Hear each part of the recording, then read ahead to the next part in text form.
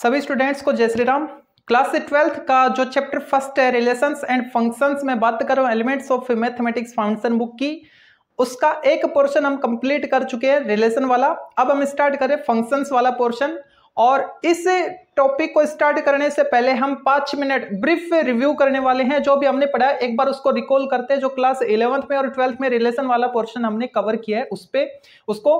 तो सबसे पहले बात करते हैं हम ऑर्डर्ड पेयर की। ऑर्डर्ड पेयर में हमने किस टाइप के एलिमेंट लिखे थे जो ए कोमा बी फॉर्मेट में लिखे जाएं। जैसे कि हम बात करें कोऑर्डिनेट की, ठीक है, 2,3 ये ऑर्डर्ड पेयर है, ओके, इस टाइप के।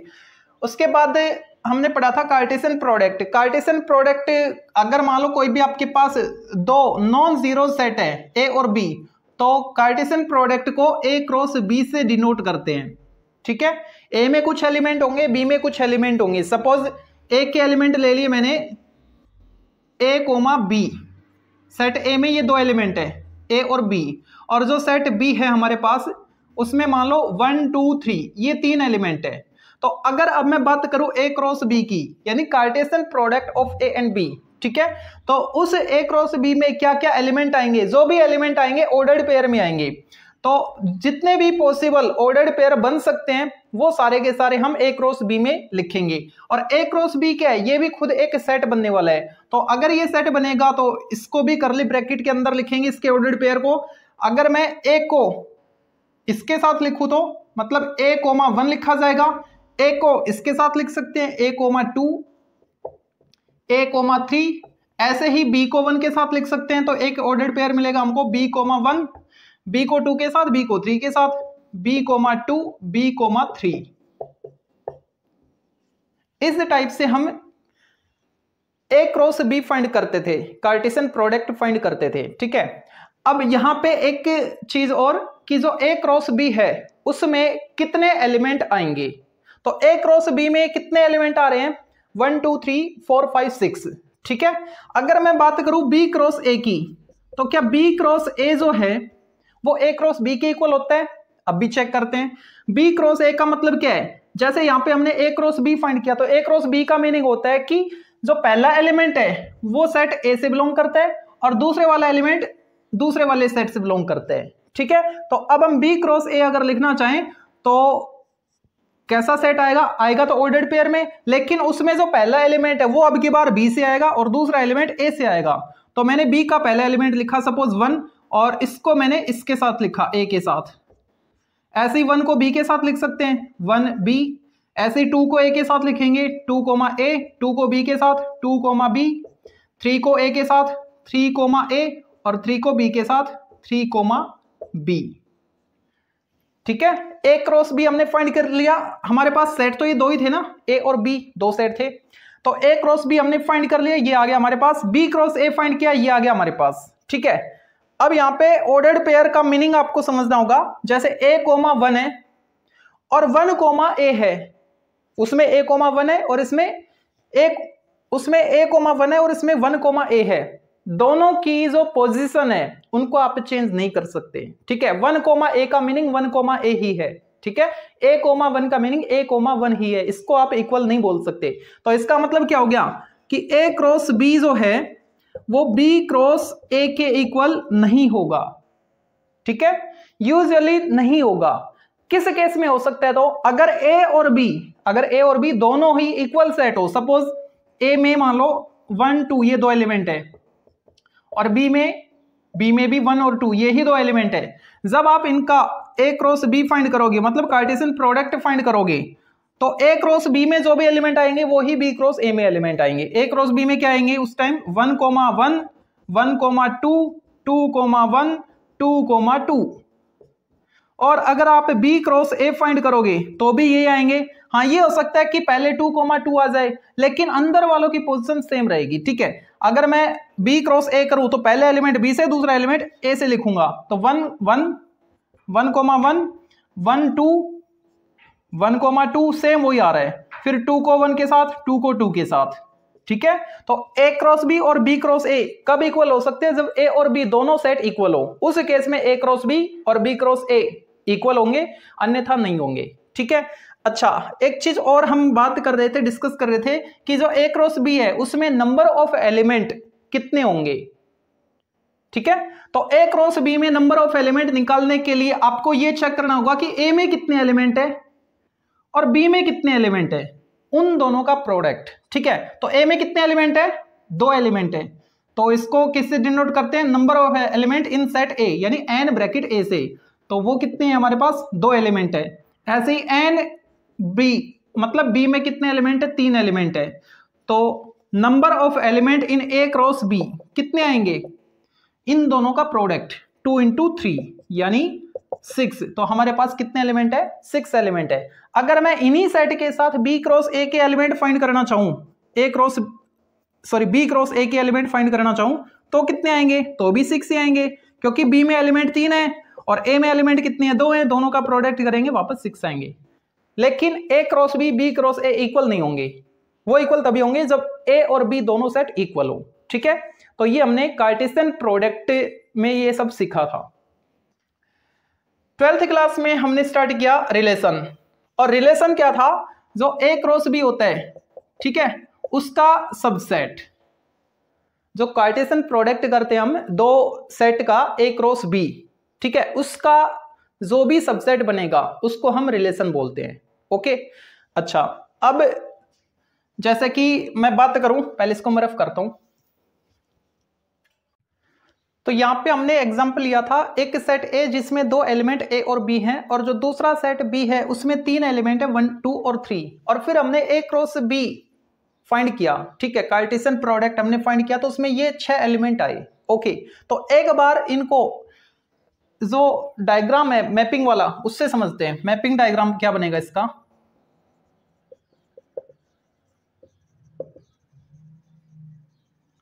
मैपिंग डायग्राम देखो, यहां पे ए और बी ये 2 आपके पास सेट है, तो इनको हम इस एरो डायग्राम से समझेंगे, इसको एरो डायग्राम भी बोलते हैं। ये मान लो हमारे पास सेट ए है, ये सेट बी है, ए में 2 एलिमेंट है, स्मॉल ए और स्मॉल बी, बी में 3 एलिमेंट है 1, 2 और 3।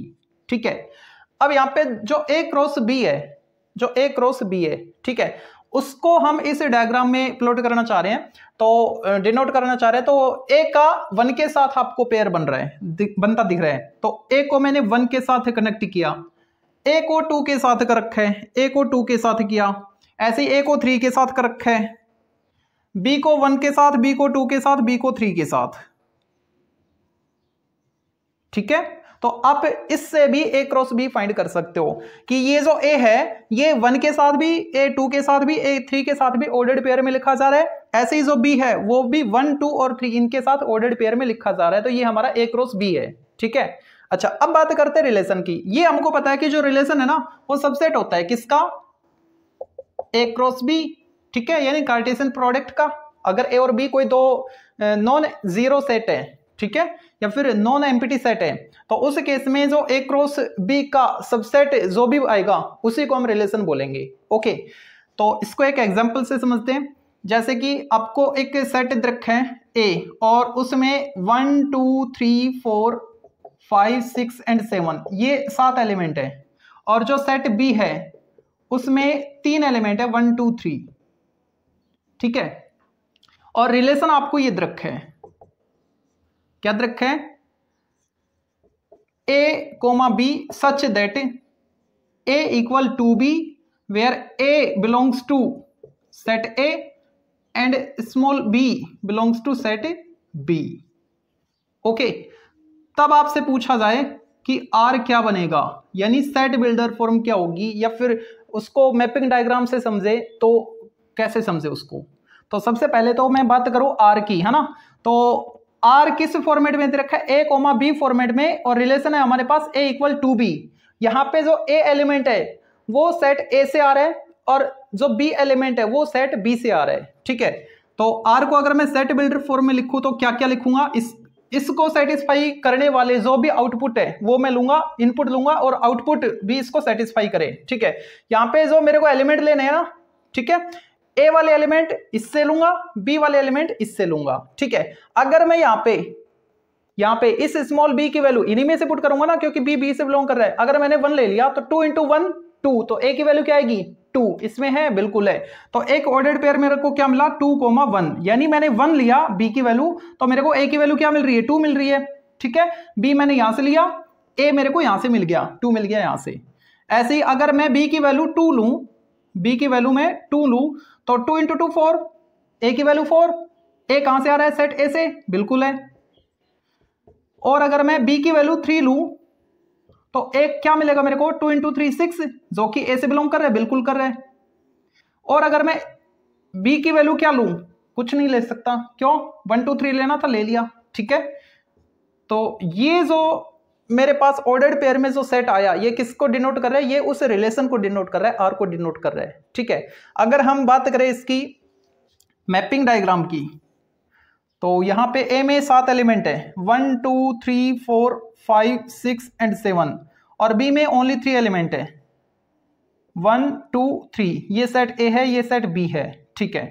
अब यहां पे देखो जो रिलेशन है हमारे पास, रिलेशन क्या है 2,1, 2 को 1 से कनेक्ट किया, 4 को 2 से, 4 को 2 से कनेक्ट किया, 6 को 3 से, 6 को 3 से कनेक्ट किया, ठीक है।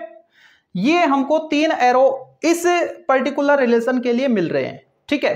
अगर मैं बात करूं टोटल रिलेशन कितने बन सकते हैं, total number of relation from A to B, ये आपसे एक नंबर में पूछा जा सकता है, तो इसको आप अच्छे से समझना। Total number of relation from A to B, देखो क्या आएगा, नंबर ऑफ रिलेशन आपको फाइंड करना है। रिलेशन है क्या ए क्रॉस बी का सबसेट, तो ए क्रॉस बी में कितने एलिमेंट है, पहले तो आप ये चेक करो ए क्रॉस बी में एलिमेंट कैसे निकालते हैं, ए क्रॉस बी में कितने एलिमेंट है, या तो आप काउंट कर लो, या फिर ऐसा करो कि ए में जितने एलिमेंट है और बी में जितने एलिमेंट है उनका मल्टीप्लाई कर लो, इसमें 2 है इसमें 3 है, तो मल्टीप्लाई करोगे क्या आएगा 6 आएगा। तो ए क्रॉस बी में 6 एलिमेंट होने चाहिए 1 2 3 4 5 6, बिल्कुल 6 एलिमेंट हमको मिल रहे हैं, ठीक है। तो ए क्रॉस बी में 6 एलिमेंट है, किसमें ए क्रॉस बी में 6 एलिमेंट हमको मिल रहे हैं, ओके। लेकिन रिलेशन क्या था, subset of A cross B, तो ए क्रॉस बी में 6 एलिमेंट है, ठीक है। तो ए क्रॉस बी के कितने सबसेट बन सकते हैं, नंबर ऑफ सबसेट कैसे फाइंड करते हैं 2 raise to power number of element that set, ठीक है। तो हमको क्या मिलेगा यहां पे number of element from number of relation from A to B, A से बी में कितने हमको रिलेशन मिलेंगे। अच्छा, लेकिन हमारा जो ए क्रॉस बी है वो इसके लिए नहीं, इसके लिए हमको फाइंड करना है ना। तो ए में कितने एलिमेंट है 7 है, इसमें कितने हैं 3 है, तो ए क्रॉस बी में कितने आएंगे, ए क्रॉस बी 7 × 3 21 आएंगे, है ना। तो अब मैं यहां से रिलेशन कितने बने वो मैं फाइंड कर सकता हूं ए टू बी में 2 राइज टू पावर mn से, ठीक है। mn किसको डिनोट कर रहा है, mn डिनोट कर रहा है number of elements in A cross B, ठीक है। तो ए क्रॉस बी में कितने एलिमेंट है 7 × 3 21, इस वाले की बात कर रहा हूं मैं, ठीक है 21 एलिमेंट है, ओके। तो ए क्रॉस बी का ही तो सबसेट है रिलेशन, तो ए क्रॉस बी के कितने सबसेट बन सकते हैं, नंबर ऑफ सबसेट कैसे फाइंड करते हैं 2 राइज टू पावर n, और वो n क्या होता है, जिस सेट के आप सबसेट फाइंड कर रहे हो उस सेट के एलिमेंट, ठीक है। तो आप किसके सबसेट फाइंड कर रहे हो ए क्रॉस बी के, तो ए क्रॉस बी में कितने एलिमेंट है 21 है, तो टोटल नंबर ऑफ रिलेशन कितने बनने वाले हैं 2 राइज टू पावर 21, ये इसका आंसर होगा, ठीक है। तो रिलेशन तक हमने पढ़ लिया था, ओके। और अब हम स्टार्ट कर रहे हैं फंक्शंस। तो फंक्शंस के जो फंक्शंस होता क्या है, कब डिफाइन होता है और उसके टाइप्स क्या है, इन सब पे आज डिस्कस करेंगे। तो अब देखते हैं फंक्शंस। तो सबसे पहले इसकी जो डेफिनेशन है, सिंपल डेफिनेशन समझने के लिए, और उसके बाद उसकी मैथमेटिकल डेफिनेशन जो कि आपकी बुक में दे रखी है, और उसको फिर समझेंगे, अच्छे से एक्सप्लेन करेंगे।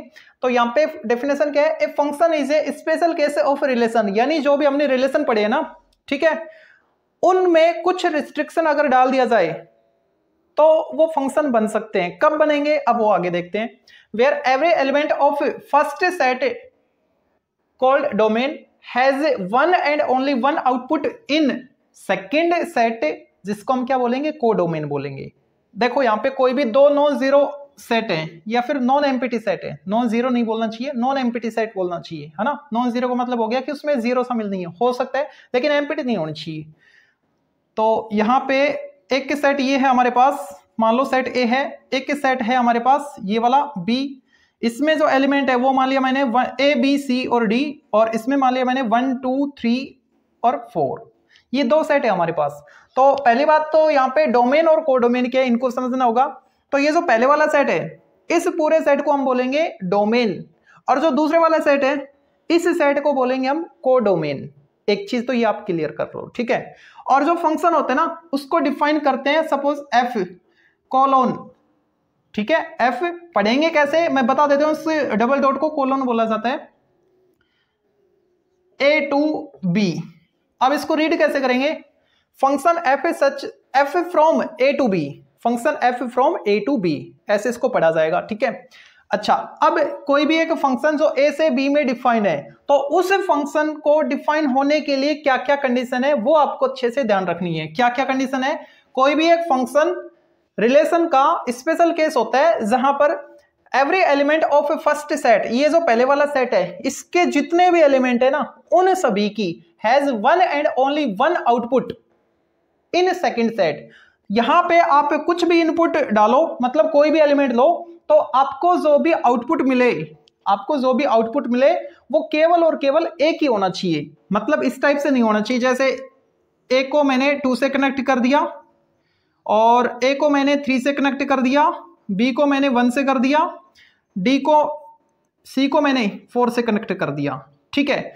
अब इस डेफिनेशन का ये कॉन्ट्राडिक्शन है, कैसे, क्योंकि इसने बोल रखा था कि यहां पे जो भी एलिमेंट है, यहां पे जो भी एलिमेंट है एवरी एलिमेंट की बात हो रही है। तो पहली बात तो आपने डी को छोड़ दिया, इनपुट डी आपने नहीं लिया, ठीक है। डी को किसी से दूसरे वाले सेट के किसी एलिमेंट से आपने कनेक्ट नहीं किया, एक कमी तो ये है। दूसरा क्या, अगर आपने जो भी एलिमेंट जिनको कनेक्ट किया है ना तो उसमें एक इनपुट के एक ही आउटपुट होनी चाहिए। जैसे कि आप कैलकुलेटर में 4 × 3 करते हो, ठीक है, पहली बार आपने किया 4 × 3 तो आउटपुट आपको 12 मिला, वापस से उसी इनपुट को आप डालो 4 × 3, और अगर वहां पे आपको आउटपुट 11 मिलता है तो ये तो गलत बात होगी ना। सेम इनपुट पे सेम आउटपुट आना चाहिए। तो यहाँ पे सेम इनपुट ए है, ए पर क्या आया मेरे पास 2 आया, और ए इनपुट पे ही मेरे को 3 मिल रहा है, ठीक है, ये तो गलत बात होगी। सेम इनपुट पर मेरे को एक ही आउटपुट मिलना चाहिए।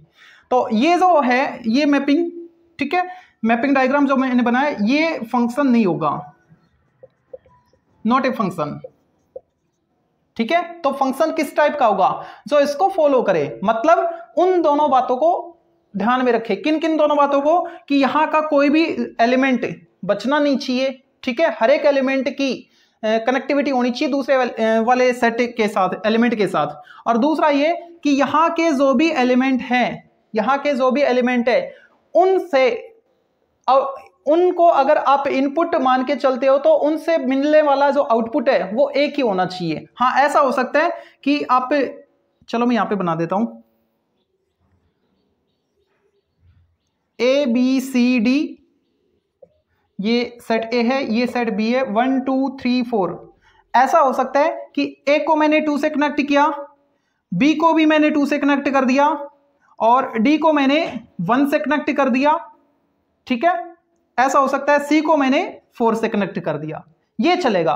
इसमें दोनों जो कंडीशन है वो सेटिस्फाई हो रही है। क्या क्या कंडीशन, कि जो सेट ए है, पहले वाला जो सेट है जिसको हम डोमेन बोल रहे हैं, उसके हर एक एलिमेंट की, हर एक एलिमेंट को अगर आप इनपुट मान के चलते हो तो आपको जो भी आउटपुट मिलेगा, देखो हमने सभी को इनपुट ले रखे हैं यहाँ पे, है ना, ए को भी कनेक्ट करवा रखा है, बी को भी, सी को भी, डी को भी, ठीक है, चारों को हमने लिया है। तो every element of A first set, ठीक है, has one and only one output in second set, second वाले में केवल और केवल एक ही उनका आउटपुट होना चाहिए। तो ए से हमको क्या मिला, 2 मिला। अब ए से कोई दूसरा नहीं मिल रहा, जैसे कि यहां पे ए से 3 भी मिल रहा था, ठीक है, ऐसा इसमें नहीं है। बी से, बी इनपुट पर हमको जो भी आउटपुट मिलेगा बी के लिए वो एक ही मिलेगा 2, सी के लिए 4, डी के लिए 3। बेशक यहाँ पे कोई एलिमेंट रह जाए हमको उससे कोई मतलब नहीं, जैसे कि यहाँ पे 3 रह गया, हमको तो इस पे फोकस करना है, किस पे, डोमेन पे। डोमेन के हर एक एलिमेंट की, डोमेन के हर एक एलिमेंट की यूनिक इमेज बननी चाहिए कोडोमेन में, ऐसा आपकी बुक में लिख रखा है। ठीक है, अब ये इमेज क्या होती है, और एक वर्ड और आएगा प्री इमेज, उनको भी समझो। ये जो सेकंड लैंग्वेज है ये भी इसी को बोल रही है, क्या कह रही है, एवरी एलिमेंट ऑफ डोमेन। ये जो डोमेन है सेट ए, इस कंप्लीट सेट ए को हम डोमेन बोलते हैं। इसके हर एक एलिमेंट की, every element of domain has an unique image in in codomain.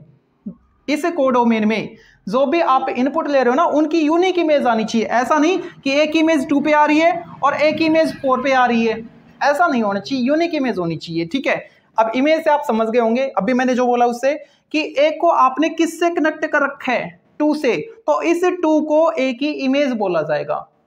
2 is image of a, 1 is image of d, 4 is image of c, and 2 is also image of b.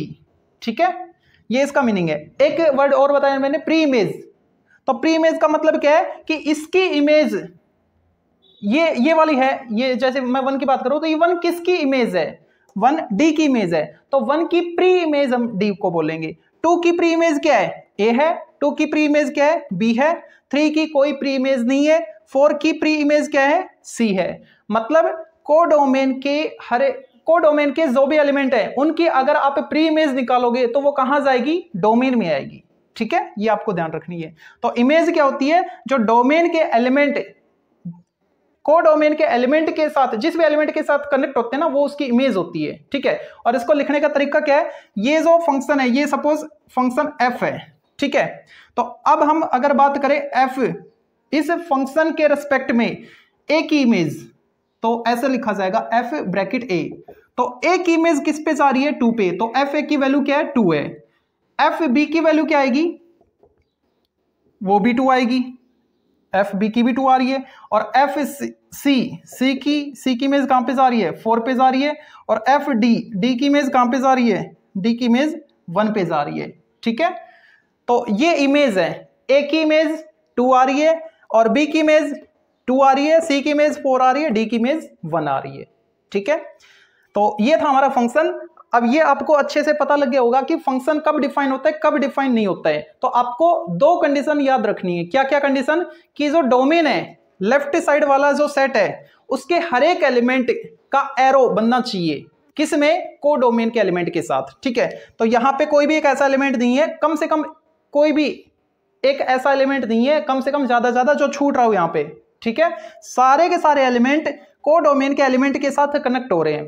ठीक है, दूसरी condition क्या आपको याद रखनी है, ये वाली, कि एक ही एलिमेंट के 2 आउटपुट नहीं होने चाहिए। ठीक है, यहां पे एक एलिमेंट का एक ही आउटपुट है, इस एलिमेंट का एक ही आउटपुट है, इस एलिमेंट का एक ही आउटपुट है, ऐसा नहीं होना चाहिए ए का 2 और ए का 3 बन जाए। एक ही एलिमेंट के 2 आउटपुट नहीं होने चाहिए, ये आपको ध्यान रखना है। ठीक है, तो ये 2 बातें फिर से आप याद रखोगे, मैं फिर से बता देता हूं कि यहां का कोई भी एलिमेंट नहीं छूटना चाहिए जिसका एरो कोडोमेन में नहीं जा रहा हो। ठीक है, यानी जिसकी इमेज कोडोमेन में नहीं मिल रही हो। और दूसरी कंडीशन ये कि यहां का जो भी एलिमेंट है उसकी यूनिक इमेज होनी चाहिए। ठीक है, जैसे ए की 2 आ रही है, ए की 3 नहीं बनेगी, ए की 4 नहीं बनेगी, ए की 1 नहीं बनेगी, एक एलिमेंट की एक इमेज होनी चाहिए, ये आपको याद रखनी है। ओके, अब क्लासिफिकेशन करते हैं फंक्शंस का, यानी टाइप ऑफ फंक्शंस, उसके बाद क्वेश्चंस करेंगे। इससे पहले मेरे को एक चीज और बतानी है, ये आपको पता लग गया, इसको हम डोमेन बोलते हैं, इस पूरे सेट को कोडोमेन बोलते हैं। एक चीज और, रेंज क्या होती है, जो रेंज है वो, ये जो डोमेन है, इसके एलिमेंट की इमेज जो भी आ रही है वो रेंज बनेगी। तो इसकी इमेज किस पे जा रही है, 2 पे जा रही है, तो रेंज में कौन कौन आएगा, 2 आएगा। बी की वो भी 2 पे, मैं लिख चुका। सी की 4 पे और डी की 1 पे, तो ये इसकी रेंज होगी। इसको रेंज नहीं बोलोगे, कंप्लीट को रेंज नहीं बोला जाएगा, कंप्लीट तो कोडोमेन है।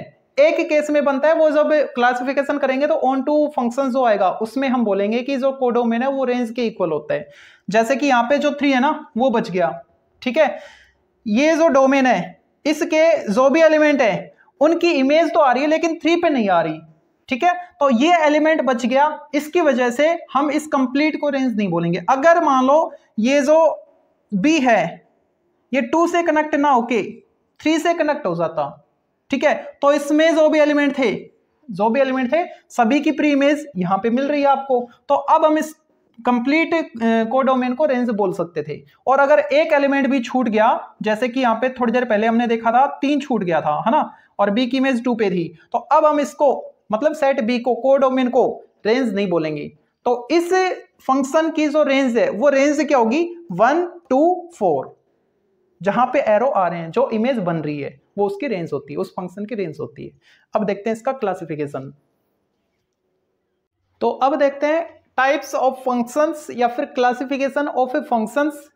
मेनली वैसे तो ये 8 टाइप के हैं, लेकिन आपको 3 टाइप के जो फंक्शंस हैं उन पे फोकस करना है। एक तो ऑन टू, एक 1 1 और एक मैनी 1, ये 2 3 4 वाले, ठीक है, समझना इनको भी है, इनसे पूछा जा सकता है, लेकिन ये काफी इंपॉर्टेंट है ये तीनों।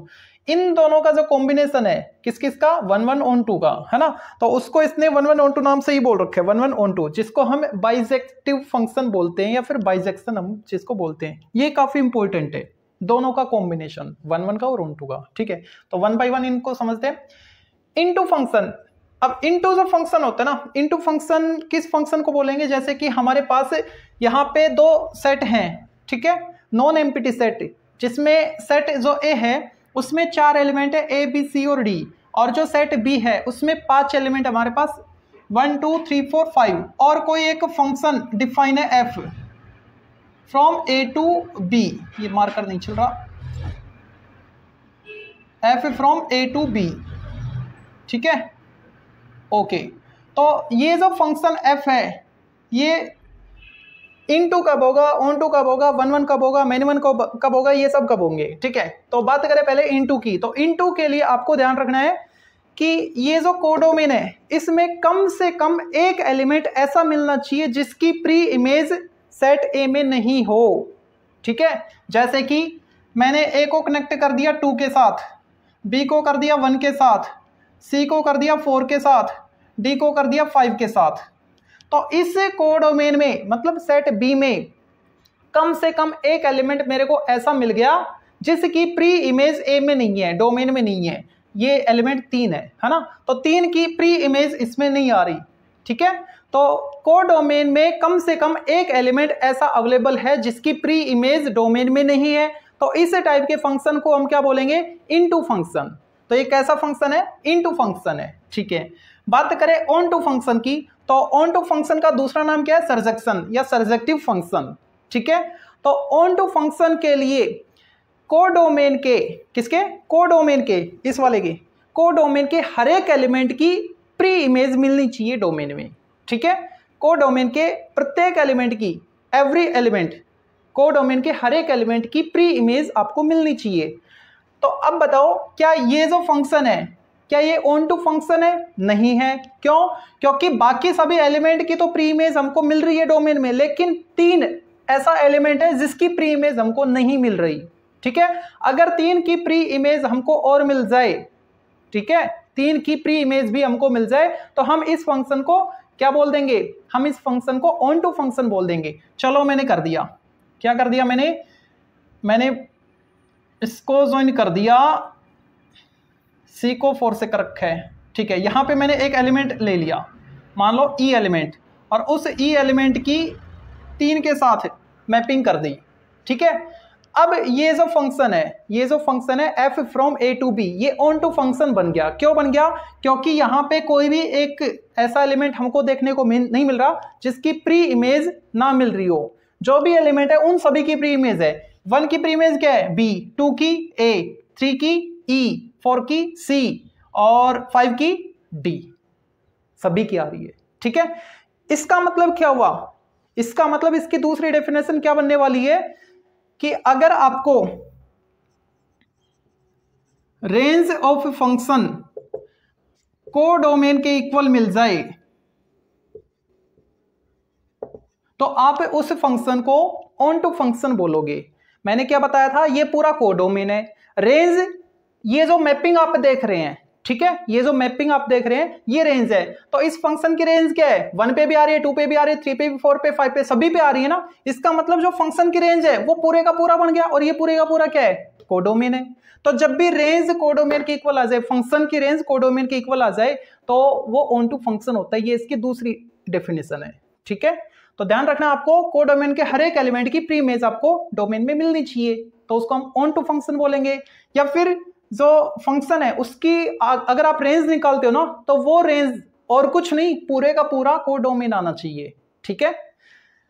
ये था दूसरा वाला ऑन टू फंक्शन। अब बात करते हैं वन वन फंक्शन की, जिसको हम इंजेक्शन बोलते हैं, इंजेक्टिव फंक्शन बोलते हैं। तो ये तो नाम से क्लियर है, वन वन, यहां का एक एलिमेंट, यहां का एक एलिमेंट, एक एलिमेंट की एक एलिमेंट के साथ इमेज आनी चाहिए। जैसे कि वन, यहां पे जो एलिमेंट ए, ठीक है, एक एलिमेंट है, इसकी एक ही इमेज आनी चाहिए, मतलब इसकी किसी दूसरे एलिमेंट के साथ इमेज नहीं बननी चाहिए। इस टाइप से नहीं होना चाहिए कि सी को मैंने 4 से कनेक्ट ना करके मैंने 2 से कर दिया। फंक्शन तो अब भी है ये, लेकिन ये फंक्शन वन वन नहीं है। क्यों नहीं है? क्योंकि ए की इमेज भी 2 पे जा रही है, सी की इमेज भी 2 पे जा रही है। एक एलिमेंट की एक ही एलिमेंट पे इमेज जानी चाहिए, वन वन, इधर से वन वन, ठीक है। तो इसको हटाना पड़ेगा, तो इसको मैंने हटा दिया। तो सी की इमेज मैं किससे दिखा रहा हूं? सी की इमेज मैं 4 से दिखा रहा हूं, ठीक है। तो ये कैसा फंक्शन है?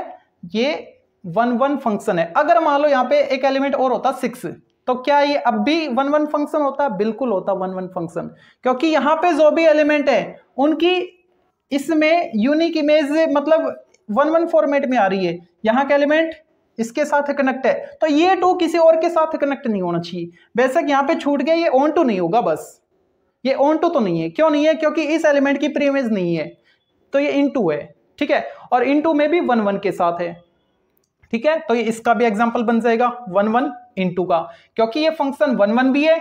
यहाँ का एक एलिमेंट इसके एक एलिमेंट के साथ कनेक्ट है, यहाँ का कोई एलिमेंट किसी दूसरे के साथ कनेक्ट नहीं है। 4 सी के साथ ही है, 4 किसी और के साथ नहीं है। 3 ई के साथ है, 3 किसी और के साथ नहीं है। ऐसे ही 5 किसी और के साथ नहीं है, ठीक है।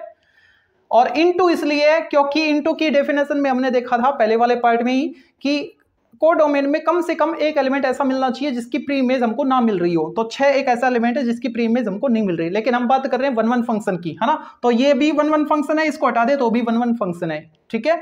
यहाँ के जो भी एलिमेंट है उनकी एक ही एलिमेंट पे इमेज आ रही है, यूनिक एलिमेंट पे आ रही है। मतलब इसका ये है कि जैसे वन की बात करूं मैं, तो वन की प्री इमेज बी है, तो वन की प्री इमेज बी के अलावा कोई और नहीं होना चाहिए, ठीक है। ये मीनिंग थी इसकी। तो ये था हमारा वन वन फंक्शन। बात करें मैनी वन की, मैनी वन मतलब यहां से काफी और इमेज एक ही पे जानी चाहिए, ठीक है। काफी का मतलब 2 या 2 से ज्यादा, ठीक है।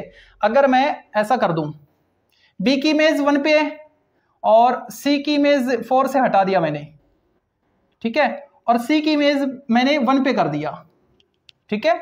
तो यहां से मैनी मतलब 2 या 2 से ज्यादा एलिमेंट की, जैसे बी और सी अलग अलग एलिमेंट है, इनकी एक ही पे इमेज आ रही है, मैनी टू वन। इसका मतलब क्या है? Many to one. यहाँ के 2 या 2 से ज्यादा एलिमेंट हो सकते हैं, डी भी हो सकता है 1 पे कनेक्ट, ठीक है। तो 2 या 2 से ज्यादा एलिमेंट की एक ही पॉइंट पे इमेज बन रही है, ठीक है। तो अब ये बोलोगे कि सर यहाँ पे 4 छूट गया, उससे हमको कोई मतलब नहीं है। हम ये बोल देंगे कि ये ऑन टू भी नहीं है, क्योंकि 4 की प्री इमेज नहीं मिल रही है। लेकिन ये मैनी वन है, क्यों है? क्योंकि यहाँ के 2 एलिमेंट की एक ही एलिमेंट पे इमेज आ रही है, मैनी टू वन, ठीक है। ये इसका मीनिंग है। तो मैनी वन देख लिया हमने। अब बात करते हैं वन वन इंटू की। तो वन वन इंटू का मतलब क्या है? कि वो वन वन होना चाहिए और इंटू होना चाहिए। तो सी को मैंने 1 से हटाकर किससे कर दिया? वापस 4 से कनेक्ट कर दिया, ठीक है। अब ये जो फंक्शन है ये ओनली वन वन फंक्शन है, ठीक है, ओनली वन वन फंक्शन है, क्योंकि हर एक इस एलिमेंट की इसके साथ इमेज आ रही है, इसकी किसी दूसरे एलिमेंट के साथ प्री इमेज नहीं बन रही है। तो ये वन वन फंक्शन है। क्या ये इंटू भी बनेगा? इंटू बनने के लिए एक एलिमेंट कोडोमेन में ऐसा होना चाहिए जिसकी प्री इमेज ना मिल रही हो। तो मैंने क्या किया, एक एलिमेंट ले लिया 6 यहां पे।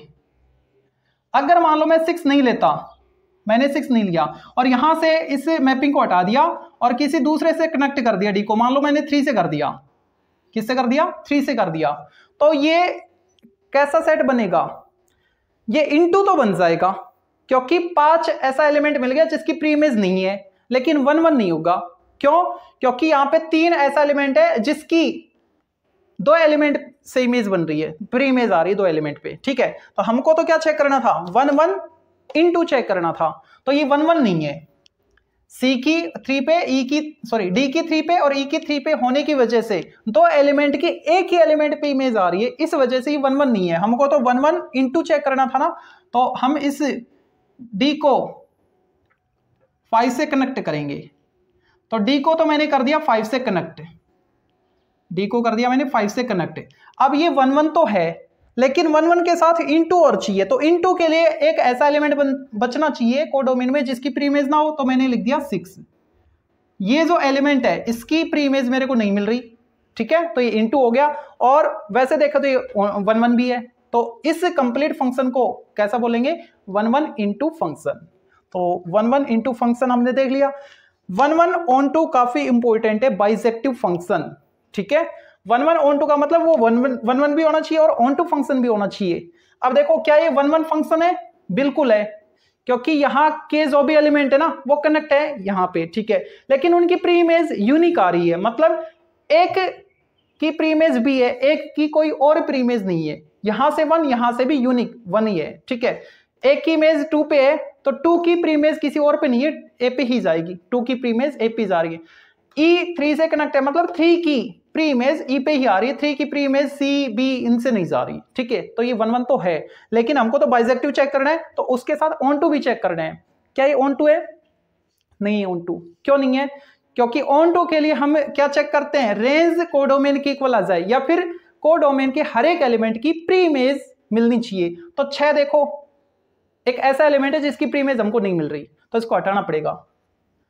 अब ये कैसा फंक्शन है? अब ये 1 1 ऑन टू फंक्शन है या फिर बाइजेक्टिव फंक्शन है, क्योंकि इसके हर एक एलिमेंट की प्री इमेज भी मिल रही है, यानी ऑन टू भी हो गया, और 1 1 भी फंक्शन है, ठीक है। इसकी जो भी यूनिक इमेज आ रही है उसकी प्री इमेज उसी पे जा रही है, किसी और एलिमेंट पे नहीं जा रही डोमेन में, ठीक है। ओके, मैनी 1 इंटू मतलब मैनी 1 फंक्शन होना चाहिए और साथ में इंटू भी होना चाहिए। तो मैनी 1 यानी यहां पे 2 या 2 से ज्यादा एलिमेंट की एक ही एलिमेंट पे इमेज बननी चाहिए। तो मैंने क्या किया, सी को हटा दिया यहां से 4 के साथ से, और सी को कनेक्ट कर दिया मैंने 1 पे, ठीक है। क्या ये मैनी 1 है? मैनी 1 तो है। क्यों है? क्योंकि यहाँ के 2 या 2 से ज्यादा एलिमेंट की बात हो रही थी, तो मेरे को 2 एलिमेंट ऐसे मिल गए जिनकी इमेज एक ही पे जा रही है, उस एलिमेंट पे ही जा रही है, ठीक है। 2 एलिमेंट की इमेज एक ही 1 पे जा रही है, ठीक है। तो ये मैनी 1 तो हो गया। क्या ये इनटू है? इनटू के लिए क्या चेक करते हैं, कोडोमेन में कम से कम एक एलिमेंट ऐसा मिलना चाहिए जिसकी प्री इमेज हमको ना मिले। कम से कम एक ऐसा एलिमेंट ढूंढ लो जिसकी प्री इमेज नहीं हो। तो मेरे को देखो 4 मिल गया ना, 4 की प्री इमेज कहीं नहीं है, तो ये इनटू भी हो गया और मैनी 1 भी हो गया, ठीक है।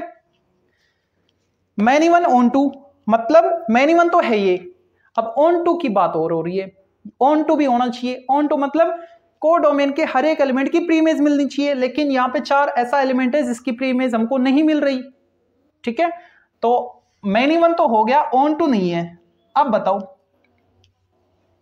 मैनी 1 तो है, मैनी 1 एक एलिमेंट पे इमेज आ रही है, मैनी 1 तो है, ठीक है। और साथ में ऑन टू है क्या, कोडोमेन के हर एक एलिमेंट की प्री इमेज मिल रही है, बिल्कुल मिल रही है, 5 की मिल रही है, 3 की मिल रही है, 2 की मिल रही है, 1 की मिल रही है, सभी की प्री इमेज भी है। तो ये कैसा फंक्शन है? ये मैनी 1 ऑन टू फंक्शन है, ठीक है। तो फाइनली लास्ट में मैं फिर से यही बताऊंगा आपको कि आपको इस पे फोकस करना है, बाइजेक्टिव और मैनी 1 इस पे। तो इसमें ये दोनों आ चुके हैं, 1 1 भी आ चुके हैं और ऑन टू भी आ चुके हैं। या फिर आप इसको ये बोल सकते हो कि ये जो 3 फंक्शन है इनको आपको अच्छे से समझना है। वो फंक्शन जो 1 1 भी है और ऑन टू भी है, तो उस फंक्शन को बाइजेक्टिव फंक्शन बोला जाता है। ये आपको अच्छे से ध्यान रखना है, ठीक है। यानी आपको फोकस किस पे करना है, 1 1 पे, ऑन टू पे और मैनी 1 पे। 1 1 ऑन टू पे हद से ज्यादा फोकस करना है, ठीक है। तो अब इसके कुछ क्वेश्चंस देखते हैं, 1 या 2। तो अब देखते हैं exercise 1.3 elements of mathematics foundation book की बात हो रही है, उसका फर्स्ट क्वेश्चन। यहां पे आपको 2 नॉन एम्प्टी सेट रखे ए और बी। ए में 3 एलिमेंट है 1 2 3 और बी में 4 एलिमेंट है 4 5 6 7, और फंक्शन आपको ऑर्डर्ड पेयर में मिल रहा है 1 4 2 5 3 6। Okay, be a function from A to B show that f is 1 1। तो ये आपको प्रूव करना है कि जो एफ है वो 1 1 होगा, ठीक है, और एफ ए टू बी में डिफाइन है, ठीक है। अब देखो यहाँ पे आप डोमेन तो इजीली फाइंड कर पाओगे, डोमेन में और कुछ नहीं है, जो पहले एलिमेंट है ना यही होंगे, ठीक है। वैसे भी इसने बोल रखा है ए और बी तो आपको दे रखा है ना, तो यहाँ पे मैं मैपिंग डायग्राम से बता देता हूं। ये मान लो आपके पास सेट ए है जिसमें 3 एलिमेंट है 1 2 3, और ये सेट बी है 4 एलिमेंट है 4 5 6 और 7। अब देखो फंक्शन में किस किस का ऑर्डर्ड पेयर बन रहा है। 1 को 4 से कनेक्ट करवा रखा है, ये लो कर दिया। 2 को 5 से, ठीक है। 3 को 6 से कर दिया, ओके। अच्छा अब यहां पे देखो, अगर मैं बात करूं इमेज की, 1 की इमेज क्या आएगी, ये जो मैपिंग है ये किसके रिस्पेक्ट में है, f के रिस्पेक्ट में है, आपको मैपिंग रखिए, ठीक है। तो f1 क्या है, 1 किससे कनेक्ट है, 4 से, यानी 1 की जो इमेज है वो 4 है। f2 2 की इमेज क्या है, 5 है। f3 6 है, ठीक है। आपने जो भी इनपुट डाला तो उससे जो भी आउटपुट मिला, ठीक है, वो भी यूनिक आ रहा है। मतलब यहां पे जैसे आपने देखा कि 1 को 4 से कनेक्ट कर रखा है, तो 4 की प्री इमेज वापस 1 पे जा रही है, कहीं और नहीं जा रही, 4 की 2 पे नहीं जा रही। मतलब 1 4 से कनेक्ट है, 2 4 से कनेक्ट नहीं है, ठीक है। मैनी 1 वाला केस नहीं है, 1 1 वाला केस है, ओके। हाँ ये मत बोलना कि सर ये छूट गया, हमको तो केवल और केवल 1 1 चेक करना है, ठीक है, ऑन टू चेक नहीं करना। अगर ऑन टू की बात होती तो ये ऑन टू नहीं होता, क्यों, क्योंकि यहाँ पे कोडोमेन में एक एलिमेंट मेरे को ऐसा मिल गया जिसकी प्री इमेज मेरे को नहीं मिल रही, ठीक है। इसको आप इनटू फंक्शन बोल सकते हैं, क्योंकि इनटू फंक्शन में हमको कम से कम एक एलिमेंट ऐसा ही मिलना चाहिए था, लेकिन वो सब बात की बात है। हमको तो यहाँ पे 1 1 की बात करनी थी, है ना। तो 1 1 1 1 आपको दिख रहा है, ठीक है। यहाँ पे जो इमेज निकाली वो भी यूनिक इमेज निकल के आई है। कहने का मतलब ये है कि आप यहाँ का कोई भी एलिमेंट ले लो जिसकी प्रीमेज है, उसकी बात हो रही है, इसकी बात नहीं हो रही है, ठीक है। जिसकी प्रीमेज है तो वो भी प्रीमेज भी यूनिक ही है। मतलब 2 5 से कनेक्ट था तो 5 2 से कनेक्ट है, ऐसा नहीं कि 5 1 के साथ भी कनेक्ट था, मतलब 5 की प्रीमेज 1 के साथ और 2 के साथ है, ऐसा नहीं है, ठीक है। तो ये कैसा फंक्शन है, ये 1 1 फंक्शन है। तो क्या लिखेंगे, that is f is 1 1 function from a to b, hence prove. अब दूसरा क्वेश्चन देखते हैं। तो अब देखते हैं क्वेश्चन नंबर 2 को। यहां पे आपको 2 सेट रखे हैं, ए में 4 एलिमेंट है 1 -1 2 और 3, और बी में 1 4 9 6 9 16 4 एलिमेंट है। तब हमको प्रूव करना है कोई एक function from A to B, और वो डिफाइन कैसे है, fx equal x square, okay, is many one and into, many one और इनटू होगा, ये हमको प्रूव करना है। ए है आपके पास, बी है आपके पास, function from A to B है, ओके। तो ये सेट मैंने ए ले लिया, इसमें 4 एलिमेंट 1 -1 2 और 3, और ये सेट बी है मेरे पास 1 4 9 16, ए टू बी था ना, ये फंक्शन हमारा डिफाइन है ए टू बी, ओके। अब ये कह रहा है कि मैनी वन और इनटू फंक्शन होगा, ये प्रूव करना हमको। देखो फंक्शन डिफाइन है fx इक्वल एक्स स्क्वायर से, है ना। तो यहां पे अगर मैं कोई भी इनपुट लूं, सपोज मैंने 1 ले लिया, तो 1 का स्क्वायर करूंगा तो क्या आएगा 1, तो 1 की मैपिंग किससे होगी, 1 से, यानी 1 1 के साथ कनेक्ट होगा। -1 लो तो -1 का स्क्वायर +1 कनेक्ट हो गया। 2 लो तो 2 स्क्वायर 4 हो गया कनेक्ट। 3 लो तो 3 स्क्वायर 9 हो गया कनेक्ट, ठीक है। अब बताओ ये मैनी वन है कि नहीं है, बिल्कुल है। क्यों, क्योंकि 1 की और -1 की दोनों की इमेज किस पे आ रही है, 1 पे आ रही है, मैनी वन, ठीक है। यहां पे 2 या 2 से ज्यादा एलिमेंट हम लेते हैं, उनकी जो इमेज है वो किसी एक ही एलिमेंट पे आती है कोडोमेन में, तो यहां पे 1 पे आ रही है, ओके। तो मैनी वन तो हो गया ये, ठीक है।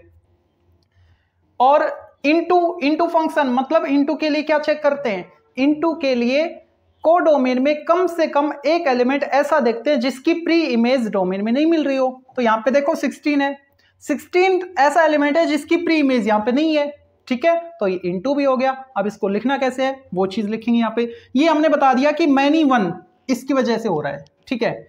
That is f from a to b is many one, okay. क्योंकि डोमेन के 2 एलिमेंट की इमेज को डोमेन के एक ही एलिमेंट 1 पे आ रही है, ठीक है, इसलिए ये कैसा हो गया, मैनी वन फंक्शन हो गया।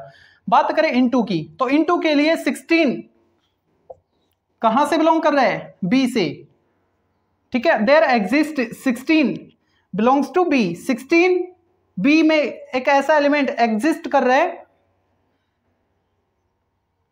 जिसकी प्री इमेज नहीं है, नॉट हैविंग